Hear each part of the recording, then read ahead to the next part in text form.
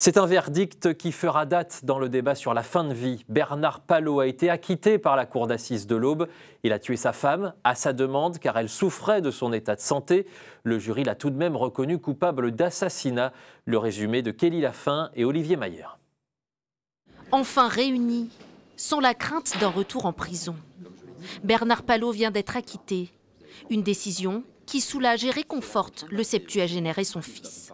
Je suis heureux que mon père ait ce qu'il espérait, c'est-à-dire non pas une tribune, mais qu'il ait montré qu'il n'était pas un assassin. Ça lui comptait beaucoup et finalement le terme utilisé était compréhensible dans les bouches de la présidence. C'est la définition, mais ça ne correspond pas à la réalité de ce qu'il a fait pour ma mère, un dernier cadeau d'amour. Le fait d'être acquitté, c'est un symbole fort, effectivement.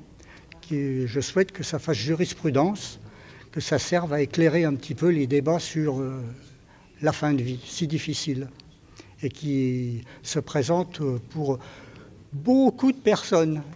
Tout le monde arrive en fin de vie. Car le droit à l'euthanasie a été au cœur des débats durant ces 3 jours de procès. Le ministère public demandait 8 ans d'emprisonnement pour ce qu'il a décrit comme un crime brutal et sauvage. Les avocats de Bernard Palot ont plaidé la contrainte sociale et morale. Étrangler son épouse était selon eux le dernier recours d'un homme désespéré, soumis aux demandes de sa partenaire et aux limites des lois existantes.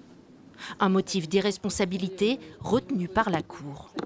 Peut-être que la jurisprudence, comme on a essayé de le montrer, est en train d'évoluer là-dessus et que peut-être que les juges sont aussi en train de dire, eux aussi, aux législateurs, maintenant, prends tes responsabilités et vas-y, quoi. Une urgence que souligne aussi l'association L'Ultime Liberté, présente pour soutenir le retraité.